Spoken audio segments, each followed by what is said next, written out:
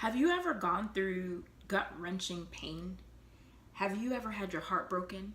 Have you ever had your plans just completely wrenched out of your hands? Me too. Join me. Let's look at my story and dig a little bit deeper into what happens when God breaks your heart.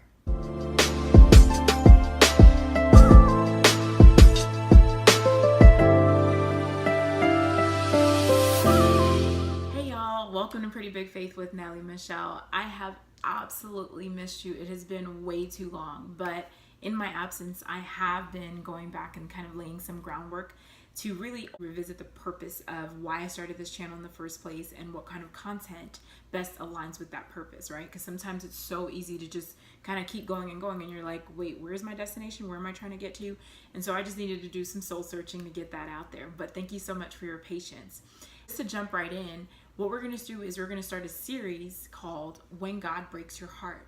And I know that sounds super heavy, and it is heavy, right? But it's also reality. And it will touch on some truths that I really do believe if we can grasp those, it really will free us into that next stage, that next place we're trying to get to, living and thriving in our purpose. But before we can get there, we got to deal with that nitty-gritty stuff that's ugly, that's uncomfortable and messy, but that is the very thing sometimes that holds us back from launching full forth. Today's topic is going to be my story. I am from New York. I'm from Hollis, Queens.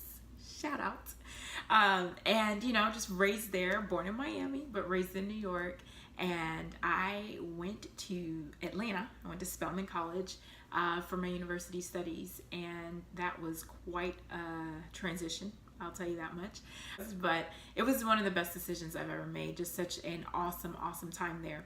And while I was there, of course, besides, fighting with financial aid offices and making sure that my checks came in on time and my classes were at job, I did not have time to fall in love. Love was not on my to-do list. It was not on my checklist. I went there with a very specific plan in place, and love and boys and nah, ain't nobody had time for that. All right, I was trying to keep that scholarship. I was trying to get my studies, keep my grades up. That's what I went there for. But as we know, we can plan and God can laugh at those plans. And so I fell in love. I fell in love with an amazing man sophomore year of college, and it was awesome. It was a great time of getting to know him and getting to know things about myself. And before you know it, we were married a year after graduation. And I became a Mrs. and I was just like, okay, this is awesome. Check. Another big old check, right? I just graduated and now I was married and starting my entire new life, bought a house. It was perfect. I remember walking around going, this is how God blesses those he loves. Like, I just felt so proud because I felt that my plan had worked, that I had sacrificed all these things back in high school, and I was able to check off all these things that I, as a Christian I had done, and now this was my just reward.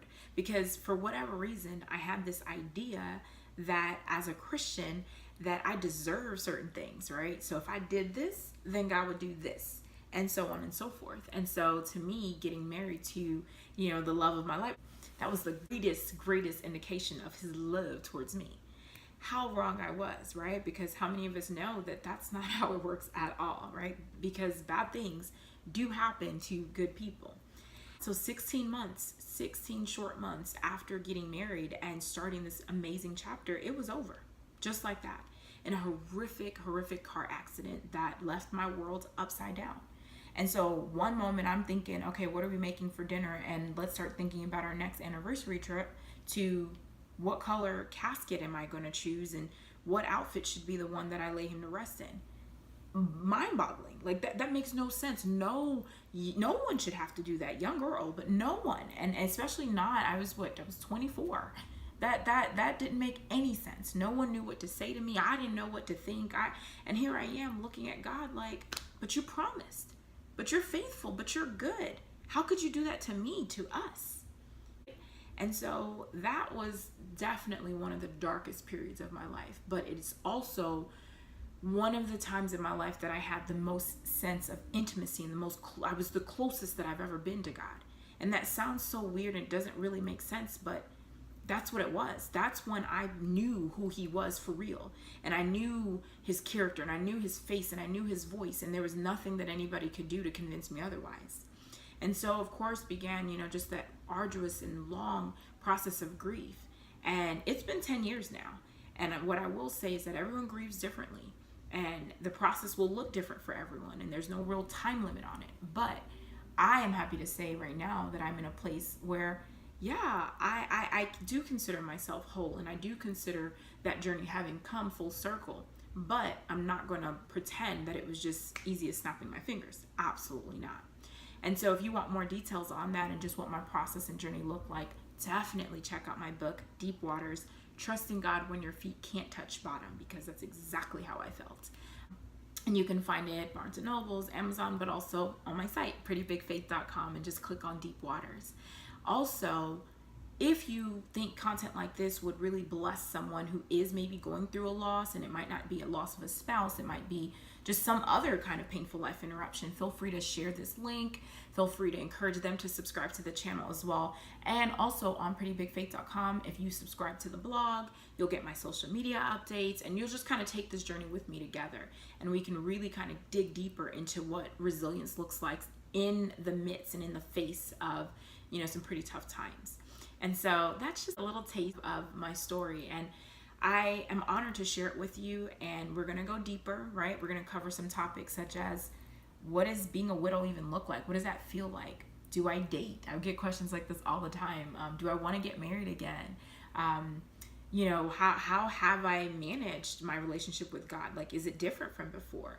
Things like that. And any other questions that you might have, definitely feel free to leave me a comment with those below.